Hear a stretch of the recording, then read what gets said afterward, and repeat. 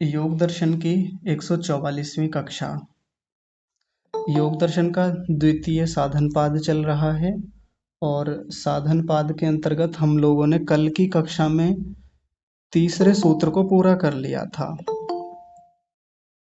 तीसरा सूत्र था 5 क्लेशों को लेकर के, उसमें 5 क्लेशों के एक तो नाम बताए गए थे, साथ में ये बताया था कि इन 5 क्लेशों से होता क्या है, ये करते क्या हैं। तो ये चर्चा तो हमारी कल पूरी हो गई थी। यदि कल के पाठ में से किसी का कोई प्रश्न हो, कोई बात समझ में ना आई हो तो आप बताइए। आप अपना हाथ खड़ा कीजिए।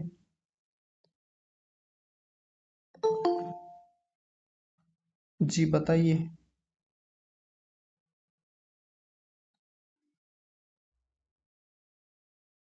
अच्छा, चलिए सूर्यवंशी जी हैं, आप बताइए आपका क्या प्रश्न है। ओम सादर नमस्ते आचार्य जी को। नमस्ते जी।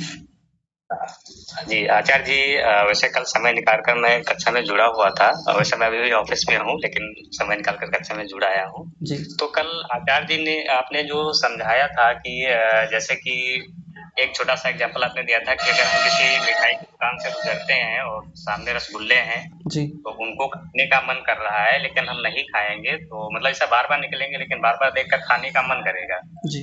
तो हम नहीं खाएंगे। तो आचार्य जी जरा इसको हमें समझा दीजिए कि जैसे कि अगर मन मनुष्य का कर रहा है, कोई भी वस्तु है, रसगुल्ला तो एक छोटा सा उदाहरण हो गया, जी। अगर उस चीज का मन कर रहा है तो उसको कंट्रोल में कैसे करें, यानी कि मतलब अपने काबू में नहीं हो रहा, तो इसके बारे में जरा कुछ मार्गदर्शन करें हमारा।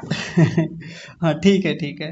वैसे तो कल इसी बारे में ही चर्चा हुई थी, मन नियंत्रित कैसे करें, यही तो बताया था। उसके विरुद्ध संस्कार खड़ा करें। जो चीज हमको अपनी ओर खींचती है, हमको राग में ले जाती है, उसके विरोध में चर्चा शुरू करें। वैसे तो अगला सूत्र जो आने वाला है ना, उसमें ये बात और विस्तार से की जाएगी, बहुत अच्छे से देखेंगे। तो आप थोड़ी सी प्रतीक्षा और कीजिए। हो सकता है आज या कल में वो चर्चा हो। कल को होगी, हाँ आज नहीं आ पाएगा वो प्रसंग, कल या परसों तक आ जाएगा। दरअसल हम अपनी अवस्था बता रहे हैं कि जैसे कि कोई भी चीज अगर हमारा मन करता है, अगर हम मतलब मन से तो चाहते हैं कि इस चीज का हमारी मतलब इच्छा ना हो, लेकिन फिर भी मन जैसे कंट्रोल करना चाहे वो कंट्रोल में नहीं रहता, थोड़ा मतलब हाँ। उधर ही ध्यान भटका रहता है, इस हाँ तरीके जी हाँ। से। ठीक है ठीक है, उस पर एक विस्तार से चर्चा करेंगे, उदाहरण लेंगे और समझेंगे कल परसों में। चलिए, बहुत बहुत धन्यवाद जी आपका। ठीक है। संतोष माता जी आप बताइए। आचार्य जी, नमस्ते माता जी। प्रश्न ये है छोटा सा जी। कि कल जो बात हो रही थी राज की, अगर बच्चे से संतान से राज नहीं होगा तो उसका पालन कैसे करेंगे? बहुत बढ़िया। चलिए ठीक है, समाधान करते हैं। माता जी का प्रश्न है कि बच्चे से यदि राग नहीं होगा तो फिर ऐसे तो माताएं छोड़ देंगी अपने बच्चों को, पिता अपने बच्चों को छोड़ के चले जाएंगे। तो एक होता है राग और एक होता है प्रेम। तो प्रेम करें बच्चों से और खूब पालन पोषण करें। राग करेंगे तो हानि आपको भी होगी, उन्हें भी होगी। अब मन में ये बात आ रही होगी कि राग क्या है और प्रेम क्या है, इन दोनों में अंतर क्या है। तो राग वैसे तो अब आगे आएगा, मैं विस्तार से वहीं और चर्चा करूंगा जब राग की बात आएगी ना, राग को पर्टिकुलर समझेंगे, केवल राग की ही बात होगी। पर अभी मोटा सा ऐसे ही देख लीजिए, मोटे मोटे शब्दों में, कि राग में व्यक्ति सुख लेता है, बार बार सुख को पाना चाहता है। जो जिस वस्तु से या व्यक्ति से जुड़ा होता है तो वहाँ से सुख मिलता है, बार बार उस सुख को लेता है और चाहता है कि ये सुख मिलता रहे, ये जीवन भर रहे, आजीवन रहे, हमेशा रहे। तो ऐसी स्थिति उसकी हमेशा बनी रहती है, सुख को लेता रहता है, तो राग होता चला जाता है उस वस्तु में। और ये हानिकारक है, क्योंकि हर वस्तु से हमेशा वैसा सुख नहीं मिल सकता। एक होता है प्रेम। प्रेम की स्थिति इससे थोड़ी अलग है। प्रेम में व्यक्ति का जुड़ाव होता है, लगाव होता है वस्तु से, व्यक्ति से, और वहां से सुख भी ले रहा होता है। लेकिन सुख होता है विद्यापूर्वक, कि हाँ ये मेरा बेटा है, ये मेरे पति हैं, ये मेरे स्वामी हैं, ये मेरे पिता हैं। और इनसे मेरा प्रेम है, इनसे मुझे सुख मिलता है, बिल्कुल मिलता है। लेकिन एक समय ऐसा भी आएगा, हो सकता है सुख ना मिले इनसे, हो सकता है ये मेरे पास ना रहें, 2 दिन 10 दिन 20 दिन 1 महीने मुझसे दूर हो जाएं, कोई बात नहीं, उसके लिए भी प्रयास रहेगा। हाँ इनकी उन्नति होनी चाहिए, इनकी उन्नति चाहती हूँ मैं, या उन्नति चाहता हूँ। कितनी माताएं अपने बच्चों को गुरुकुल नहीं भेज पाती क्योंकि राग में हैं। राग में व्यक्ति अपने पास बांधे रखना चाहता है, चिपकाए रखना चाहता है। प्रेम में व्यक्ति उन्नति चाहता है कि भले ही दूर रहो, थोड़ा सा सहन करेंगे हम, लेकिन उन्नति आपकी भी होनी चाहिए, उन्नति हमारी भी होनी चाहिए। प्राचीन काल में माताएं बच्चों को गुरुकुल में भेजती थीं। आज भी जिन बच्चों का एडमिशन नवोदय में होता है या इसके अलावा केवीएस विद्यालय जो होते हैं उनमें होता है, तो भेजती हैं माताएं, सीने पर पत्थर रखती हैं, कोशिश करती हैं कि मैं सहन करूं चीज़ों को, और चाहती हैं कि बच्चा पढ़े लिखे, विद्या को प्राप्त करे, आगे बढ़े। इस प्रकार से वो प्रेम पूर्वक भेजती हैं, प्रेम बना रहता है उनका। बच्चे से बात होती हैं, अच्छे से करती हैं, नहीं बात होती तो मन में कष्ट तो होता ही है, माँ का तो विशेष लगाव होता है बच्चों से। अब राग है तो कष्ट ज़्यादा होगा, प्रेम है तो उतना कष्ट नहीं होगा, संभाल लेंगी अपने आप को। पर ये राग और प्रेम के बीच की जो एक बारीक सी रेखा है ना, इसको समझ पाना, उसको पकड़ पाना बहुत मुश्किल काम है, आसान नहीं होता। और स्त्रियों के लिए, माताओं के लिए तो बहुत ही मुश्किल है, क्योंकि उनको प्रकृति से ही, परमात्मा की ओर से ही ऐसी चीज़ें मिली हैं कि स्वाभाविक रूप से उनका जुड़ाव ज़्यादा है, गहरा है संतानों के प्रति, या और लोगों के प्रति होता ही है। उतना पुरुषों का नहीं होता, वो उतना नहीं जुड़ पाते गहराई से जितना स्त्रियां जुड़ जाती हैं। पुरुष भी होते हैं बहुत सारे ऐसे जो बहुत गहराई से जुड़ जाते हैं, निकलना मुश्किल हो जाता है वहाँ से, लेकिन आमतौर पे स्त्रियां जो हैं वो ज़्यादा गहरे राग में होती हैं। तो हमेशा मैंने जब भी कक्षा में चर्चाएं की हैं, इतने दिन से हम पढ़ रहे हैं, समझ रहे हैं, कभी मैंने ये नहीं कहा कि राग की संतानों की उन्नति ना करें, संतानों से प्रेम ना करें, छोड़ दें, छोड़ के चले जाएं, भेज दें उन्हें, ऐसा कभी नहीं कहा। मैंने हमेशा कहा है प्रेम करें, उनकी भी उन्नति करें, अपनी भी करें, और लगाव रखें जितना उनसे, अच्छे से प्रेम हो सकता है खूब प्रेम पूर्वक व्यवहार करें उनसे, जितना भी उनकी उन्नति के लिए, उनके शारीरिक पोषण के लिए जितना व्यवहार हो सकता है, अच्छे कपड़े पहनाने हैं, अच्छा खिलाना पिलाना है, अच्छी शिक्षा देनी है, वो खूब करें। उसमें कहीं कोई राग आकर के बाधा नहीं बनेगा, राग को लाने की आवश्यकता ही नहीं है। पर यदि राग रहेगा ना, तो आप छोड़ नहीं पाएंगे उसे, गुरुकुल वगैरह भेज नहीं पाएंगे, या कुछ दिन के लिए, चलिए गुरुकुल का छोड़ दीजिए, आजकल तो वो व्यवस्था नहीं रही। बच्चा पढ़ने के लिए बाहर तो निकलता ही है, स्कूल जाएगा, कॉलेज जाएगा, बाद में कॉलेज जाएगा तो छोड़ना ही पड़ेगा घर। कॉलेज के बाद मान लीजिए उसको कोचिंग करनी है तो दूसरे शहर जाता है या बाहर निकलता है, तो राग के कारण आप नहीं जाने देंगी ना। मैं अपने बेटे को नहीं भेजूंगी, ना मैं नहीं भेजूंगी। हर दूसरे दिन फ़ोन करेंगी या हर दिन फ़ोन करेंगी, बेटा मन नहीं लग रहा, आ जाओ एक बार, आ जाओ आ जाओ। अब उसका मन आप में लगा हुआ है, पढ़ाई में मन ही नहीं लगा पा रहा है।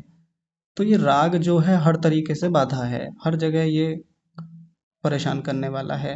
अब प्रेम रहेगा तो जुड़ाव रहेगा, कोई बाधा नहीं है इसमें कि संतानों का पालन कैसे करेंगे जी हम। प्रेम करें बढ़िया से, उन्नति करें उनकी, अपनी भी उन्नति करें। नहीं तो राग के वशीभूत होकर के माताएं संतानों का तो कर लेती हैं, जैसे तैसे जुड़ाव बना रहता है उनका, इतना गहरा हो जाता है कि करती हैं संतानों के लिए वहां भी कि मैं इसके लिए ये भी कर दूं, ये भी कर दूं, ये भी कर दूं, हमेशा लगी रहेंगी, अपनी उन्नति भूल जाती हैं ऐसे में। जबकि हर आत्मा इस संसार में आया इसलिए है क्योंकि वो अपनी उन्नति करे, संतानों की भी करे, अपनी भी करे, अपनी भूल जाती हैं ऐसे में माताएं। तो अपनी भी उन्नति करें, प्रेम पूर्वक सबसे व्यवहार रखें। ठीक है माता जी। हाँ जी आचार्य जी, ठीक है। एक और बात, परसों मेरा पौत्र बाहर गया है तो मेरा मन भर आया, तो बताइए ये राग था या प्रेम था? ये तो आप देखिए, आप बहुत अच्छे से देख सकते हैं भीतर से, मैं ऐसे बाहर से कैसे बता सकता हूँ। और देखिए धीरे धीरे आगे बढ़ेंगे तो समझ आएगी, समझ में चीज़ें आती चली जाएंगी कि हम कैसे पहचाने कि ये वाला राग था, ये वाला प्रेम था। अब बाहर का व्यक्ति तो कोई नहीं बता सकता ना कि नब्ज नाड़ी पकड़ के बता दे कि ये वाला राग था, नहीं ये वाला प्रेम था, ऐसे तो नहीं बता सकते। ठीक है, हाँ। बहुत बहुत धन्यवाद। हाँ, ये हमको थोड़ी पहचान करनी पड़ेगी। अभी देखिए राग की बात चल रही है, थोड़ी देर बाद द्वेष की भी बात आएगी। कई बार हम द्वेष को भी समझने में असावधानी करते हैं, गलत समझ लेते हैं कि ये वाला द्वेष था, कौन सा द्वेष ठीक होता है, कौन सा द्वेष बुरा होता है। ये भी अच्छा बुरा होता है, राग भी कई जगह बहुत अच्छा है और राग कई जगह बहुत बुरा है, इनका अंतर भी समझेंगे, आगे देखेंगे इसको। तो चौधरी साहब आप बताइए। जी आचार्य जी, सादर नमस्ते। नमस्ते जी। आचार्य जी, अगर अनुमति दें तो मैं अपने प्रश्न से पहले जो राग और द्वेष पर एक टिप्पणी कर दूं। हाँ जी कीजिए ना। राग और द्वेष में आचार्य जी जहां तक मेरी अपनी सोच है, राग में हमारा केवल हमारा स्वार्थ होता है जी। और प्रेम में हमारा जिससे हम प्रेम करते हैं उसमें दोनों का भलाई होती है, बहुत बढ़िया जो मैं जी। समझता हूँ। हाँ जी जी, बहुत बढ़िया अब है। आचार्य जी मेरी दो शंकाएं हैं। जी। शंकाएं क्या कहना चाहिए, थोड़ा सा स्पष्ट नहीं हो रही बात। हाँ जी। एक तो कल भी आया था कि चित्त के जो ये गुण होते हैं सत्व रज तम, जी। और एक मूल प्रकृति के तत्व होते हैं सत्व रज तम, जी। तो ये एक ही होते हैं या दोनों अलग अलग पदार्थ, वो अलग अलग चीजें हैं? वही तो है, उसी का इसमें आ गया है, बस वही है, उसी से बना है ये चित्त भी। नहीं, चित्त तो गुरु जी बन गया, हाँ जी। पर ये तो गुण हो गए ना। तो गुण तो एक तरह से विशेषण चीज होता है, जो पदार्थ होता है उसका विशेषण जो है गुण होता है। हाँ जी। और वो जो मूल प्रकृति वाले वो तत्व हैं। जी। तो इसलिए थोड़ा सा मुझे कंफ्यूजन हो रहा है कि ये एक ही चीजें हैं या अलग अलग चीजें। हाँ, इसको ऐसे देखेंगे, जो मूल प्रकृति में सत्वगुण रजोगुण तमोगुण हैं, वो प्रकट अवस्था में नहीं होते, उनका परिणमन नहीं होता। यानी जैसे सत्वगुण है तो उसका काम होता है प्रकाशशीलता, प्रकाश कराना। तो जिस समय मूल प्रकृति में वो कण हैं सत्वगुण वाले, वो अपने गुण के रूप में नहीं होते, यानी परिणाम के रूप में नहीं होते कि वो अपना प्रभाव दिखा रहे हैं वहीं। अब जैसे उनका कुछ बनता है, उनका कार्य रूप पदार्थ कुछ बना, चित्त बन गया उनसे मान लीजिए, तो चित्त में वो कण भी आ गए, वो परमाणु भी आ गए, यानी मूल प्रकृति के जो सत्वगुण रजोगुण तमोगुण नाम के जो परमाणु हैं वो भी आए हैं, साथ में उनका प्रकटीकरण रूप जो गुण हैं जिसको आप कह रहे हैं, यानी जिससे प्रकाशशीलता होनी है, वो भी आ गया उसमें साथ में। और रजोगुण का भी ऐसे ही है, तमोगुण का भी ऐसे ही समझ लेना चाहिए। यानी सत्वगुण रजोगुण तमोगुण के जो परमाणु रूप हैं वो भी आकर के चित्त का निर्माण कर दिया, साथ में अब उसमें वो गुण प्रकट हो गए हैं, प्रकटीकरण हो गया, इसीलिए इसको अभिव्यक्त दशा कहते हैं, अभिव्यक्त स्थिति होती है। और जो मूल प्रकृति होती है वो अनभिव्यक्त होती है, वो व्यक्त नहीं होती, इसलिए वहां पर उनका वो गुण रूप प्रकट नहीं होता, केवल वो कणों के रूप में परमाणु के रूप में वो मूल प्रकृति रहती है। जी। हाँ, अव्यक्त अच्छा अवस्था। आचार्य जी, जी जी, अव्यक्त, ये अव्यक्त कहते हैं मूल प्रकृति को इसी कारण से। जी जी जी जी जी जी जी। जी। अच्छा, ये चित्त के ये सत्व रज तम तीन गुण हो गए और चित्त का ही गुण समाधि हो गई। हाँ, चित्त की एक विशेषता हो गई, वो चित्त में एक अवस्था होती है। तो ये जो चित्त की स्थिति सत्व रज तम गुण के आधार पर होगी, इसका मतलब यही एक तरह से समाधि हुई। नहीं, ऐसा नहीं कह सकते। देखिए, चित्त जी की अवस्था होती है जिसमें सत्वगुण का जब उभार ज्यादा होगा तो वो एक अलग स्थिति बनती चली जाएगी, उसमें प्रकाश ज्यादा होगा, उसमें चित्त में एकाग्रता ज्यादा होगी, चीजों का बोध अच्छे से हो पाएगा। तो जैसे वो चित्त की अलग अलग अवस्थाएं हैं जिनमें थोड़ा भी प्रकाश हो रहा है, थोड़ा भी ज्ञान हो रहा है, बोध हो रहा है, उस अवस्था विशेष का नाम समाधि होता है। चित्त में थोड़ी सी भी कहीं बोध की स्थिति बनी, समाधान की स्थिति बनी, भले चित्त में चंचलता है लेकिन थोड़ा सा भी बोध हो रहा है, वो स्थिति विशेष जो है जहाँ वो बोध हुआ, वो समाधि है। कहीं समाधान कम होता है, कहीं ज़्यादा, कहीं बहुत ज़्यादा, कहीं बहुत ज़्यादा, कहीं बहुत ऊंचे स्तर का बोध हो रहा होता है। तो वो जो स्थिति बोध वाली बन रही है उसका नाम समाधि होता है। और ये जो सत्वगुण रजोगुण तमोगुण हैं, ये गुण के रूप में, सहायक के रूप में अपनी स्थितियां ऊपर नीचे करते रहते हैं। सत्वगुण बढ़ेगा तो समाधि अच्छी होती चली जाएगी, रजोगुण ऊंचा होगा बढ़ेगा तो समाधियां टूटती रहेंगी, चंचलता ज़्यादा बनी रहेगी। ऐसे ही तमोगुण बढ़ेगा तो समाधि और भी खराब स्थिति में रहेगी, बोध नहीं हो पाएगा आत्मा को। तो इनको एक सहायक तत्व के रूप में देखें, गुणों के सहायक गुणों के रूप में देखें, और वो जो समाधि है वो चित्त की एक स्थिति विशेष है, अवस्था विशेष है। जी। हाँ अच्छा जी। आचार्य जी, एक थोड़ा सा आत्मा के 6 गुण हम बताते हैं। जी। प्रियतम, द्वेष, सुख दुख, ज्ञान और इच्छा। हाँ जी। और ये जो दूसरे सूत्र में आया है 6 आत्मा के, चित्ती, शक्ति, अपरि अपरिणामी, असंक्रमणीय, दर्शन अप्रतिसंक्रमा। दर्शिता, जी, शुद्ध अनंत, जी तो ये भी गुण है या ये क्या गुण से कोई अलग चीज है ये? हाँ, ये भी गुण ही हैं, उसकी विशेषताएं हैं। चिति शक्ति अपरिणामिनी, परिणाम नहीं आता आत्मा में, जैसे प्रकृति में परिणाम आता है, कुछ से कुछ बन जाता है, आत्मा का ऐसे कुछ नहीं बनता। आत्मा जैसा था वैसा ही रहेगा। ये भी गुण है, विशेषता है। तो जैसे वहाँ इच्छा, द्वेष, प्रयत्न, सुख, दुख, वो भी गुण हैं, ये वाले भी गुण हैं। ये अलग से बता दिए, वो व्यापक रूप से अलग शास्त्रों में मिल जाते हैं तो हमको। इस तरह से हम 12 गुण लेकर चले अपना। हाँ, ऐसे तो बहुत सारे हैं, ये तो जी, मुख्य गुण बता दिए। 6 गुण जो हैं वो मुख्य कहे जाते हैं। योग दर्शन में ये 6 और बता दिए, और बाकी शास्त्रों में और भी मिलते हैं, बहुत सारे गुण हैं आत्मा के तो। जी, जी, जैसे जी, परमात्मा के केवल वो चलिए, 10-12 गुण थोड़ी हैं जो ऋषि दयानंद ने दूसरे उसमें आर्य समाज के दूसरे नियम में लिख दिए हैं। 10-12 जितने भी हैं, परमात्मा के तो अनंत गुण हैं। पढ़ते चले जाएं, जितना शास्त्रों को और पढ़ेंगे और गुण जानते चले जाते हैं। वैसे ही आत्मा की बात है, जितना अलग अलग शास्त्रों को देखते हैं, चिंतन मनन करते हैं, तो आत्मा के और स्वाभाविक गुण और मिलते चले जाते हैं। जी, हाँ, जी, ये वाले ठीक मुख्य है, हैं, ठीक है। ये मुख्य गुण हैं, बस ये 12 जो हैं। नहीं, ये मुख्य गुण 12 के 12 माने जाएंगे या ये इच्छा, द्वेष, इच्छा, प्रियतन, ये वाले मुख्य माने जाएंगे 6? अब देखिए, व्यापक रूप से तो वो ही हैं, वैसे 6 जो हैं मुख्य तो वही हैं। अब ये वाले भी जो हैं इनको भी ले लिया जाता है। अब किसी को मुख्य गुण तो नहीं कह सकते, पर सबकी अपनी अपनी विशेषताएं हैं। ये अपरिणामिनी भी इसकी अपनी एक बहुत अच्छी विशेषता है। तो किसी को ऐसे विशेष या सामान्य नहीं कह सकते, सभी विशेष हैं। अटेंडेंस की थोड़ा समय और देंगे तो हाँ एक बार मैंने एक शंका प्रकट की थी कि जब ऐसे प्रजात स्थिति में पहुंच जाते हैं तो ईश्वर का साक्षात्कार होता है। जी। तो साक्षात्कार वैसे तो कोई उनका आकार तो है नहीं हाँ जी। कि भाई कोई हमें मूर्ति दिखाई देगी या कुछ अनुभूति होगी एक तरह से। जी। तो उस अनुभूति को जैसे हम आभास कहते हैं कि भाई जैसे उसमें स्फटिक मणि वाले उसमें आया था कि वो उसका आभास प्रतीत होता है। जी। तो इसको अनुभूति को हम आभास के रूप में लेंगे या आभास और अनुभूति कुछ अलग अलग होती हैं दोनों?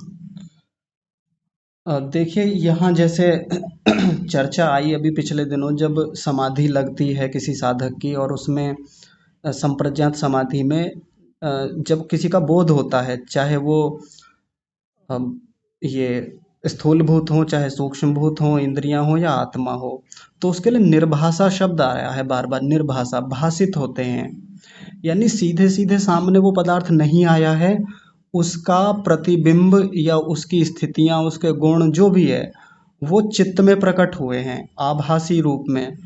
विज्ञान में यानी फिजिक्स में ये शब्द बहुत आता है, आभास शब्द, आभासी शब्द। तो जैसे प्रतिबिंब होता है, जैसे शीशा होता है, दर्पण होता है, तो उसमें जो हमारा प्रतिबिंब होता है ना, वो आभासी प्रतिबिंब होता है। अब वैसे तो असली नहीं है वो, असली तो हम हैं जो दर्पण के सामने खड़े हैं, लेकिन फिर भी असली जैसा आभासित होता है। कुछ भी ऐसा तो नहीं होता जो उसमें अलग होता है। बस हाँ, इतना है कि हम जो सामने प्रत्यक्ष रूप में खड़े हैं, हम अपने आप को टच कर सकते हैं, हम और भी बहुत सारे कुछ अपने साथ व्यवहार कर सकते हैं, आँखों को ऊपर नीचे चला सकते हैं, लेकिन जो प्रतिबिंब में जो चीज़ें हैं वो आभासित हैं, उसके साथ ज़्यादा छेड़खानी हम कुछ नहीं कर सकते, ज़्यादा और व्यवहार नहीं कर सकते, लेकिन दिखने में तो असली है, वो भी बिल्कुल वैसा ही जैसा सामने व्यक्ति खड़ा हुआ है। तो वैसे ही जब चित्त के भीतर इन सब पदार्थों का आभास होता है, प्रकटीकरण होता है, तो वो भी सीधे सीधे तो नहीं होता, इसलिए उसके लिए आभासी शब्द रख दिया, क्योंकि सीधे पदार्थ हमारे आत्मा के सामने कभी नहीं आता कि आत्मा के सामने पांचों इंद्रियां आ गई और पूरी तरह से साक्षात्कार हो रहा है इंद्रियों का, या सामने आत्मा खुद का साक्षात्कार कर पा रहा है, या बाकी जितने भी स्थूल सूक्ष्म भूत हैं उनका साक्षात्कार कर पा रहा है। उनका प्रतिबिंब चित्त में उतरता है और चित्त को आत्मा देखता रहता है, इसको आभासी स्थिति कहते हैं। अब जब बात आती है परमात्मा के साक्षात्कार की, तो परमात्मा के साक्षात्कार में चित्त की तो भूमिका नहीं रहती, चित्त तो वहां से हट जाता है। यानी वृत्ति के रूप में जो पीछे ये वृत्तियां थी संप्रज्ञात समाधि में, एक वृत्ति चल रही थी, वो वृत्ति ही तो होती है जब चित्त के भीतर प्रतिबिंब दिखता है, वो वृत्ति ही कहलाती है वहां पे। अब वो ऐसी कोई स्थिति बनी हुई नहीं है, चित्त एकदम निरोध स्थिति में है, चित्त का काम हट गया है, चित्त रहेगा वहां पर लेकिन चित्त की कोई भूमिका नहीं रह जाएगी, परमात्मा का सीधे साक्षात्कार होगा। तो उसको आभासी तो नहीं कह सकते, आभास तो सीधे सीधे नहीं कहा जा सकता। साक्षात्कार उसके लिए एक स्पेशल शब्द है, अलग से एक पर्टिकुलर शब्द साक्षात्कार लगाया है। तो अनुभूति कहा जा सकता है कि हाँ, परमात्मा की अनुभूति वहाँ होती है, जैसा साधक लोग बताते हैं, जैसा शास्त्रों में इसकी चर्चाएं कही जाती हैं कि परमात्मा की वहाँ पर अनुभूति होती है। और अनुभूति इस आधार पे होती है कि उसके गुणों का पूरा साक्षात्कार होता है कि परमात्मा ऐसा ऐसा है, व्यापक है तो ऐसा है, और सर्वज्ञ है तो ऐसा है। पर उसको मुख से कह पाना ये बहुत मुश्किल काम है कि उसको कोई बता दे कि ऐसा है। ये तो परमात्मा तो बहुत ऊंची बात हो गई, परमात्मा का साक्षात्कार तो बहुत बड़ी बात है। लेकिन हम सामान्य रूप से एक छोटी सी वस्तु खाएं, गुड़ खाएं, तो गुड़ का ही नहीं बता पाएंगे गुड़ होता कैसा है, दूसरे को नहीं समझा सकते कि गुड़ गुड़ के मीठेपन में और जलेबी के मीठेपन में अंतर क्या होता है, नहीं समझा सकते मुख से।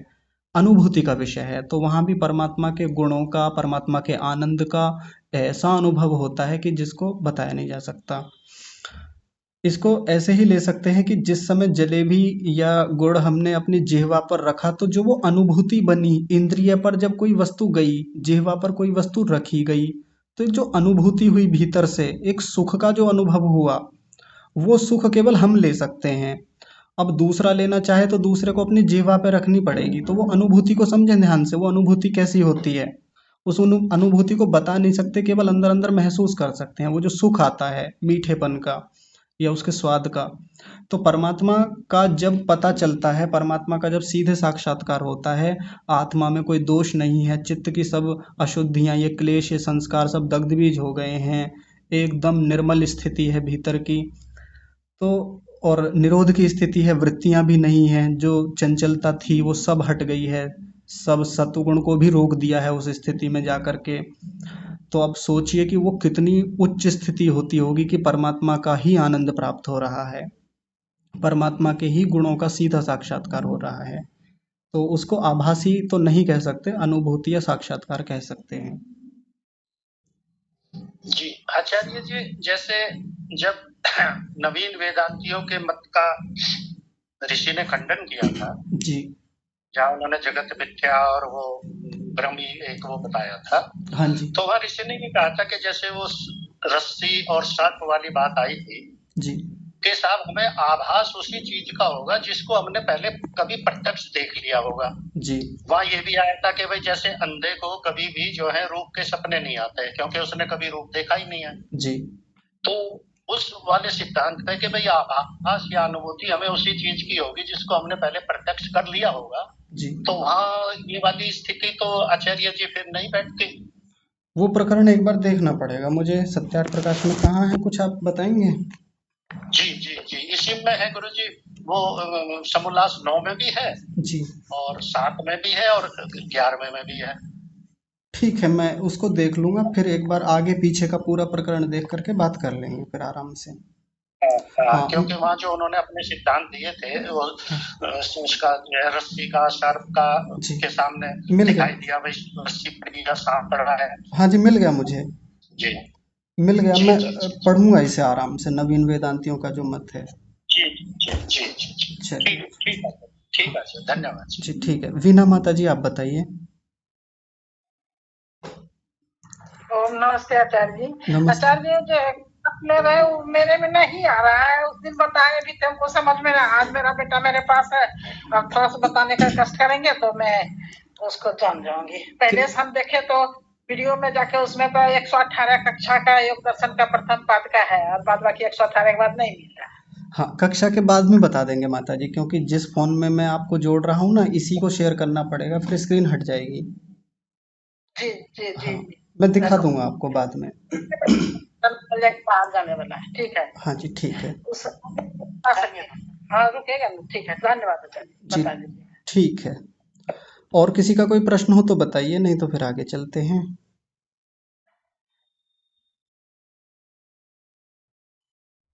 चलिए ठीक है, किसी का कोई प्रश्न नहीं है, मैं एक बार पूछ लूं, क्योंकि आप नहीं पूछेंगे तो फिर हम पूछेंगे, और हम पूछेंगे तो फिर बताना होगा आपको। तो मैं नाम लूंगा आपका, आप कक्षा मत छोड़िएगा।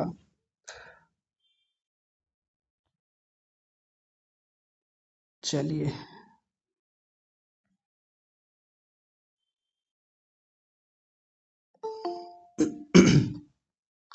उर्मिला आर्या जी, आप बताइए कि ये गुणों का अधिकार क्या होता है?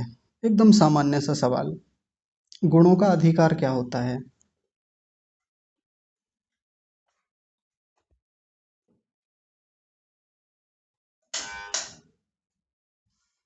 जी माता जी, बताइए ना।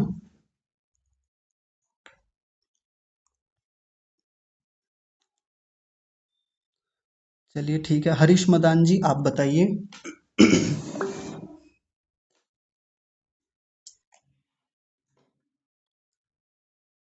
हरीश मदान जी।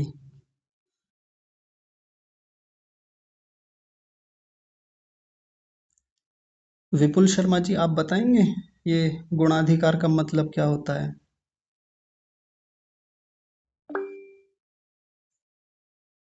सादर प्रणाम आचार्य जी। प्रणाम जी। आचार्य जी, गुण जो है सतोगुण, रजोगुण और तमोगुण जो है जी। वो जैसे कि आपने कल तीसरे सूत्र में बताया था कि जो 5 क्लेश होते हैं, जी। तो उन पांचों क्लेशों में जो स्पंदन आती है, तो वो जो होते हैं वो गुणों के अधिकार को जैसे वो दृढ़ करते हैं। लेकिन जो जैसे सतोगुण जिसमें सबसे ज्यादा है, तो उनकी चेतना जो वो उच्च स्तर की है, जिसमें वो सिर्फ राइट मतलब सही रास्ता ईश्वर में ही, वो ईश्वरत्व में ही रहते हैं। नहीं, जैसे ही रजो, हाँ मैंने जी, बस इतना पूछा है कि गुणों का अधिकार क्या होता है। ये गुणाधिकार शब्द है, इसका मतलब क्या है, बस इतना बताना है।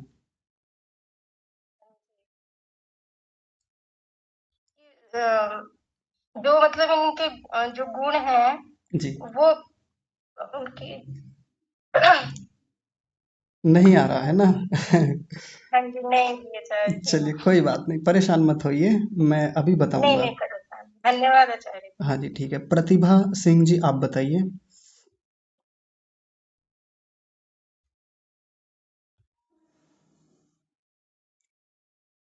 प्रतिभा सिंह जी।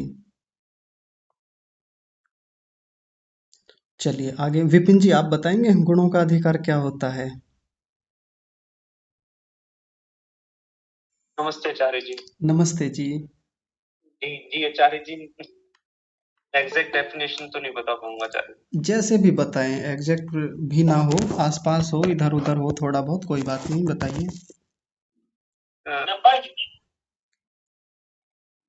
आचार्य जी, तीनों गुणों पे जिसका अधिकार हो जाए उसको गुणाधिकार कहते हैं। जिसका अधिकार हो जाए, तो जी किसका जी अधिकार हो जाए? मतलब आचार्य जी, जैसे एक शब्द आता है गुणातीत, जी। जो गुणों से भी परे हैं, जी। तो इसके मतलब रिलेशन में एग्जैक्ट नहीं पता आचार्य जी, कैसे बताऊं इसको? नहीं, उससे तो कोई रिलेशन नहीं बैठता गुणातीत से। आचार्य जी, मैं कोशिश करूंगी, आई डोंट नो एग्जैक्टली बता पाऊंगी या नहीं। जी, करिए प्रयास। पहला जो है, जो कि सद्गुण है, जी। उसमें धर्म, ज्ञान, विद्या, इन तीनों का समावेश होना आवश्यक होता है, और ये सबसे ऊंचा स्तर होता है जहाँ मतलब where the person is very pure, जी। सात्विक रूप। और दूसरा जो है रजोगुण, उसमें अहंकार होता है, पाने की लालसा होती है, और ऐश्वर्य प्राप्त करने की इच्छा होती है, तीव्र इच्छा। जी। And then the third one क्या था वो, तमोगुण। जी। तमोगुण में इंसान आलसी होता है, मतलब उसमें द्वेष, ईर्ष्या, जितनी बुरी गुण है, मतलब आमतौर पर द बैड थिंग्स रिप्रेजेंटेड। मुझे इतना ही ज्ञान है, क्षमा चाहूंगी, नहीं, इससे कोई बात ज्यादा नहीं, नहीं पता। कोई बात नहीं। हमने अलग से योग दर्शन पढ़ रखा है ना, तो वहाँ ज़्यादातर यही चीज़ें चलती हैं। सिलेबस में भी जो इन सतोगुण रजोगुण तमोगुण की बात आती है, तो वहाँ भी यही मीनिंग बताए जाते हैं। तमोगुण का मतलब सीधा बताया जाता है आलस्य, या जितना व्यक्ति गलत काम करता है, उल्टे सीधे काम करता है, नींद में पड़ा रहता है, बेहोश रहता है, वो सब तमोगुण के कारण होता है।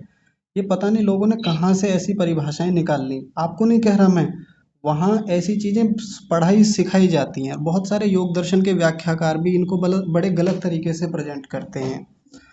तो गुणों का ये अधिकार नहीं है। आप थोड़ा थोड़ा तो वहाँ तक पहुँचे हैं, ऐसा नहीं कि आपने सारी बातें गलत कही हैं, लेकिन अभी जो बात आनी चाहिए कि गुणों का अधिकार ये होता है, वो चाहिए मुझे, जो कल बताया था। कल की कक्षा मैं ठीक से सुन नहीं पाई थी क्योंकि नेट यहाँ थोड़ा गड़बड़ चल रहा था मेरा, तो अच्छा, बहुत कट कट के आवाज आ रहा चलिए था, तो मैं ठीक है, कोई बात नहीं, चलिए आगे देख लेते हैं बाकी लोगों से पूछ के। ज्योति जोशी जी, आप बताइए।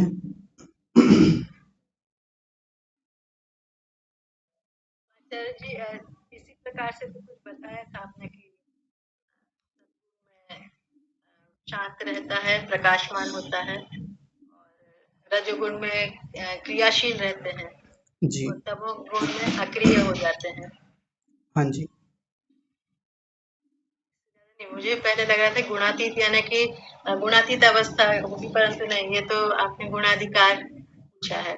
जी, तो इन गुणों का ही अधिकार रहता है, यानी हम कुछ नहीं करते हैं, गुण गुणों में बरतते हैं, गुणों के कारण ये सब चलता रहता है, प्रकृति के कारण सब कार्य होते रहते हैं, हाँ आत्मा कुछ नहीं करती। हाँ, ठीक है ठीक है, कुछ कुछ ठीक आई है बात अभी। चलिए औरों से एक बार टटोल के देखते हैं। श्रीमान सोमपाल जी, आप बताइए।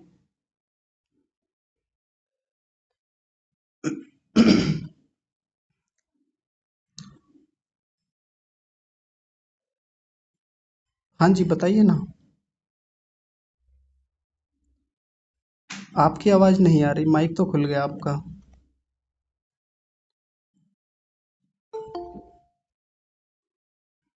चलिए कोई बात नहीं। श्रीमान राजवीर जी, आप बताएंगे। आचार्य जी, गुणों का अधिकार जहाँ तक मेरी अपनी समझ है जी, कि जो भी क्लेश हैं ये कर्म और विपाक को उत्पन्न करते हैं, और ये गुण अधिकार को मजबूत करते हैं, और जो गुण अधिकार है वो जन्म और मृत्यु का कारण बनता नहीं, बस इतना बताना है, गुणाधिकार क्या होता है, गुणाधिकार शब्द जो आया। है। गुणाधिकार जब तक कर्म फल नहीं होगा तब तक जब तक पूरा नहीं कर। चलिए कोई बात नहीं, अभी और देखते हैं। दादा नमस्कार। नमस्ते जी, बताइए। मन को जो अधिकार मिला होता है आत्मा को मुक्त कराने का, जी, वही गुणाधिकार है। हाँ, और भी कुछ होता है, केवल आपने एक बताया आत्मा को मुक्त कराने का अधिकार, और भी होता है कुछ। जी, क्या होता है, बताइए।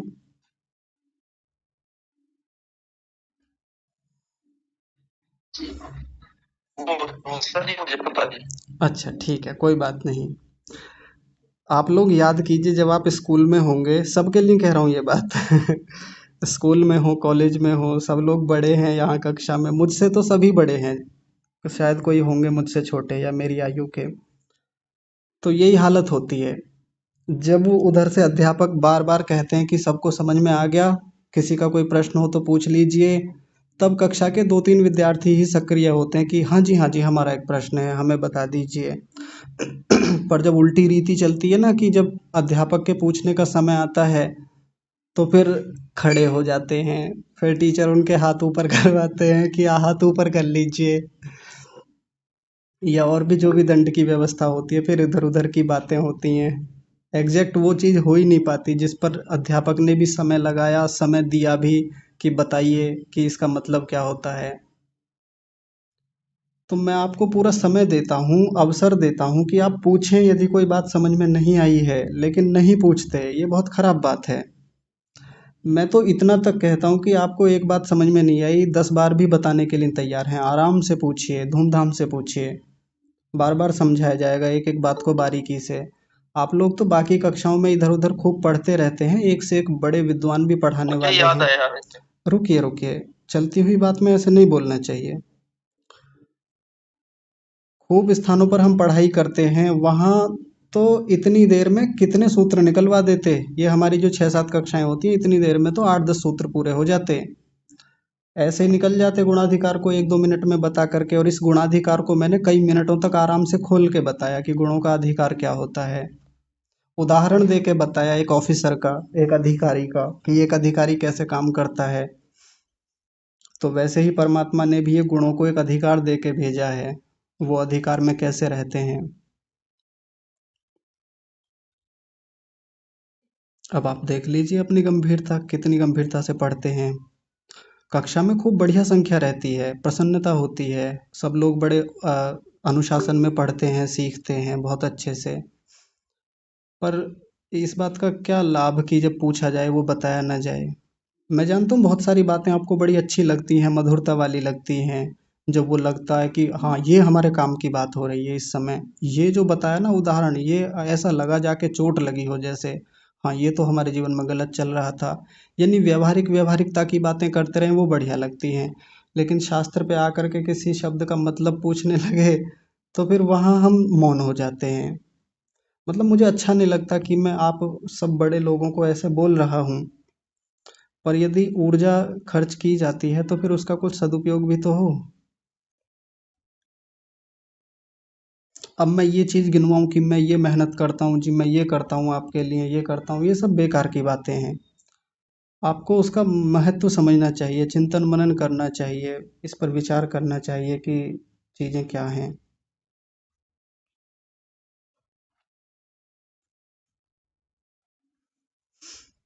अच्छा, हाथ खड़े हुए हैं, नीति माता जी बताएंगे। माता जी आप बताइए गुणों का अधिकार क्या है। नमस्ते जी। नमस्ते माता जी। तीनों गुणों सत्व गुण का प्रकाश देता है, रजोगुण में क्रियाशीलता होती है और तमोगुण में स्थिरता जड़ता होती है। ये तीनों गुण प्रकृति के होते हैं, इससे जो चित्त बनता है जी। और उससे वो मन का, ये गुणों का अधिकार वो मन का अधिकार ही होता है, तो साधिकार चित्त बोलते हैं, जिसमें मन को सुख दुख आदि भोग भोगने का और मोक्ष प्राप्त करने का अधिकार मिलता है। जी। तो उसको गुणों का अधिकार या साधिकार चित्त ऐसे कहते हैं। दोनों का हाँ सेम मीनिंग होता है। हाँ जी, बहुत बढ़िया, उत्तम। और बस एक बात और बता दीजिए, जब इतनी बता दी तो ये जो पंक्ति है ते स्यंदमाना गुणाधिकार दृढ़यंती, तो वो जो क्लेश हैं वो गुणों के अधिकार को दृढ़ कैसे करते हैं। हाँ, वो पांचों क्लेशों से युक्त होकर वो सब पांचों क्लेश आपस में मिलकर जुड़कर एक जाल बनाते हैं। तो उससे वो अविद्या से अस्मिता से राग द्वेष ऐसे अभिनिवेश सब जुड़े रहते हो और वो जाति आयु भोग भोगने का वो क्रम चालू रहता है उसका। संस्कार से चित्त से वृत्ति से संस्कार, संस्कार से वृत्ति जी। और ऐसे वो जाल चालू रहता है वो जी। और इससे वो आपने क्या बोला अवस्था, हाँ, वो कर्मा से बनता है उससे। हाँ। तो कर्मा से बनता रहता है और फिर कर्म का फल मिलता है उससे जाति अनुभव के रूप में। हाँ जी, ठीक है। चलिए मैं एक बार खोल देता हूँ सभी लोगों के लिए, सभी ध्यान से समझेंगे गुणाधिकार का मतलब क्या है। बस जल्दी से खोल के फिर समाप्त करते हैं। गुण शब्द का मतलब यहाँ उन 3 गुणों से है, सत्वगुण, रजोगुण और तमोगुण। उनको एक अधिकार मिला हुआ है, वो एक अधिकारी की तरह हैं। अधिकार क्या मिला हुआ है, सत्वगुण को ये कह के भेजा गया, मतलब ये जो बात मैं बोल रहा हूँ ऐसे बोल रहा हूँ जैसे कोई वो एक अधिकारी हो, वो एक चेतन वस्तु हो, लेकिन ऐसा नहीं है, पर ऐसे समझ में आ जाता है अच्छे से कि जैसे उसको सत्वगुण को ये कह के भेजा गया कि तुम प्रकाश कराओगे, ज्ञान कराओगे आत्मा को, मैं तुम्हें भेजता हूँ उधर। ऐसे ही रजोगुण को भेजा परमात्मा ने कि तुम जाओ और तुम्हारा काम रहेगा कि तुम क्रियाशीलता रखोगे शरीर में, आत्मा में, या चंचलता बनाए रखोगे, इधर उधर विषयों पर जाना, बार बार कभी इस विषय पर गया कभी उस विषय पर गया। एक अधिकार दिया गया तमोगुण को कि तुम स्थिरता बनाओगे, एक ऐसी जड़ता की स्थिति भी लेके आओगे जब कुछ आत्मा को बोध ही नहीं होगा, आत्मा भी आराम करना चाहेगा, आत्मा भी एक ऐसी स्थिति में आना चाहेगा कि अभी नहीं चाहिए, या आत्मा को कुछ बोध ही ना हो, कुछ ज्ञान ही ना हो, कहीं से कोई साक्षात्कार नहीं हो रहा है। ये तमोगुण को काम दे दिया। ये तमोगुण का और भी काम होता है कि वो स्थिरता बनाता है चीज़ों में, जोड़ के रखता है सब चीज़ों को। ये इन तीनों को अधिकार दे दिया, इनका अधिकार होता है अपना। और क्लेशों के कारण से ये अधिकार हमेशा बना रहता है। जब तक क्लेश रहेंगे ये तीनों गुण जो हैं, इन तीनों का जो अधिकार है कि प्रकाश कराना, क्रियाशीलता कराना और स्थिरता बनाए रखना, ये अधिकार बना रहेगा जब तक क्लेश रहेंगे। क्लेश हट जाएंगे मन के भीतर से, ये अधिकार समाप्त हो जाएगा इनका, ये वापस चले जाएंगे फिर परमात्मा के पास में, या कहीं मूल प्रकृति में चले जाएंगे। इतना सा मतलब है इसका। जैसे एक अधिकारी को अधिकार दिया जाता है कि तुम जाओ अपने मिशन पर, अपने इस प्रोजेक्ट पर, इस काम पर, ये आपको केस दिया जाता है और जब तक सॉल्व ना हो जाए आना नहीं है इधर, और जाओ किसी की भी हेल्प लो, ये तुम्हें सब अधिकार दिए जाते हैं। जाओ किसी से भी हेल्प लो, किसी से भी सहायता लो, और वो जाता है और काम करता रहता है, करता रहता है, करता रहता है, जब तक केस सॉल्व नहीं हो जाता पूरा तब तक लौट के नहीं आता वो। तो बहुत सारे लोगों की सहायता लेता है, बहुत सारे लोगों से सहायता मांगता है, रिपोर्ट मांगता है, बाकी सब चीज़ें करता है वो, अपने स्तर से पूरी मेहनत करता है, जब काम खत्म हो गया वापस लौट जाता है। ये अधिकार होता है गुणों का। जैसे अधिकारी का एक अधिकार होता है, ऐसे गुणों का भी अधिकार है। अधिकार का मतलब ऐसे भी समझ सकते हैं कि जितनी उसकी स्थितियां हैं, जितनी भी उसके पास उसको शक्तियां दी गई, उनका पूरा उपयोग करेगा वो, उनको वो बने रहेंगे हमेशा। एक अधिकार का मतलब ये होता है। जैसे हमारा योग दर्शन जब शुरू हुआ था ना, तो उसमें एक शब्द आया था अथ, अथ योगानुशासनम, ध्यान से समझेंगे। और अथ शब्द का मतलब व्यास जी कह रहे हैं अधिकार। अथ का मतलब ही अधिकार होता है, कि अधिकार का मतलब है कि अब योग दर्शन यहाँ से शुरू होगा, यहाँ से अब शुरू करते हैं। और अधिकार दे दिया कि यहाँ से, और जब तक अंतिम सूत्र ना हो जाए 195वां सूत्र, तब तक समाधि पर ही बात होगी, तब तक योग की ही बात होगी वहाँ तक। ये अधिकार उनका है कि मेरा अधिकार यहाँ से यहाँ तक का है, मैं इसके अलावा और गणित की बात नहीं करूँगा, मैं इसके अलावा ज्योमेट्री की बात नहीं करूँगा, मैं फिजिक्स केमिस्ट्री कुछ बात नहीं करूँगा, मैं यहाँ से वहाँ तक अथ योगानुशासनम, योग नाम के शास्त्र की चर्चा करूँगा, ये मेरा अधिकार है। इसी अधिकार के भीतर रहते हुए सारी बातें होंगी, सारी चर्चाएं होंगी। तो अधिकार एक सीमा को भी दर्शाता है कि यहाँ से और यहाँ तक की। ऐसे गुणों का भी अधिकार होता है। सत्वगुण, रजोगुण और तमोगुण का एक अधिकार है कि सत्वगुण ये काम करेगा, रजोगुण ये काम करेगा, तमोगुण ये काम करेगा, ये उनका अधिकार है। और जब तक क्लेश रहेंगे तब तक ये अधिकार बना रहेगा, क्लेश हट जाएंगे इनका ये काम खत्म हो जाएगा, अधिकार समाप्त, वापस चले जाएंगे ये भी। या दूसरे शब्दों में कह दें, अब ये सत्वगुण, रजोगुण, तमोगुण क्या होते हैं? ये मूल प्रकृति तो होती है, मूल प्रकृति से ही बने ये, यानी मूल प्रकृति का ही हिस्सा होते हैं। तो मूल प्रकृति का जो जुड़ाव है आत्मा के साथ वो बना रहता है, ये गुणों का अधिकार है। यानी मूल प्रकृति जुड़ी रहती है आत्मा के साथ। अब अधिकार समाप्त हो गया, आत्मा मुक्त हो गई, सब जो कुछ होना था काम समाप्त हो गया, आत्मा मुक्ति में चला गया और ये अधिकार खत्म हो गया मूल प्रकृति का, तो वो हट जाती है वहां से। ऐसे भी कह सकते हैं दूसरी भाषा में। चलिए कोई बात नहीं, आप लोगों से यही निवेदन है, आराम से बैठ के, कोई ऐसा नहीं है कि आपको अलग से कोई बहुत समय निकालना है इनके लिए, क्योंकि मैं जानता हूँ सभी लोग गृहस्थी वाले हैं, कामकाजी लोग हैं, अपना भी अलग काम रहता है, स्वाध्याय रहता है। पर यदि ऐसे भी चलते फिरते आते जाते यात्रा में आप थोड़ा बहुत चिंतन ऐसे देखते रहें, करते रहें इन सब चीज़ों पर, तो बहुत सारी बातें समझ में आएंगी। और भी अपनी तरफ से भी बहुत कुछ समझ में आता है जब हम खुद से लेके बैठते हैं कभी कभी। आप सबके पास फ़ोन तो रहता ही है, कहीं भी खोल लें, पीडीएफ खोल लें, या जैसे भी खोलना है वो खोल करके एक बार देख लें, बस आराम से विचार करते रहें फिर पूरा दिन उस पर। बहुत सारे तरीके हैं। ठीक है, तो आज का समय काफ़ी हो गया है, आज की कक्षा को यहीं विराम देंगे और फिर ये चौथा सूत्र हाँ कल आरंभ करेंगे। बस मैं 1-2 मिनट की बात और आपसे कहना चाहता हूँ, वो मैं सोच रहा था कि वो बात और हो जाए, बस छोटी सी बात है, ध्यान से सुनिएगा, कोई जाइएगा मत। पिछले काफ़ी समय से जब से हमारी कक्षा चल रही है, तो आप सब लोग जो बहुत गहराई से जुड़े हुए हैं कक्षा से, तो एक संबंध भी होता है आपस में, सब लोगों का एक जुड़ाव होता है। तो जैसे मैं कभी स्टेटस शेयर करता हूँ या कभी अपने ग्रुप में भी कुछ अपने गाँव की चीज़ें, प्रकृति की चीज़ें वो फ़ोटो या वीडियो के रूप में अपलोड करता हूँ, तो सबको मन में एक बड़ी लालसा होती है, एक उत्साह होता है कि हम भी आपके गाँव में आना चाहते हैं, हमारी भी एक अभिलाषा है, घूमना चाहते हैं, आपसे मिलना चाहते हैं।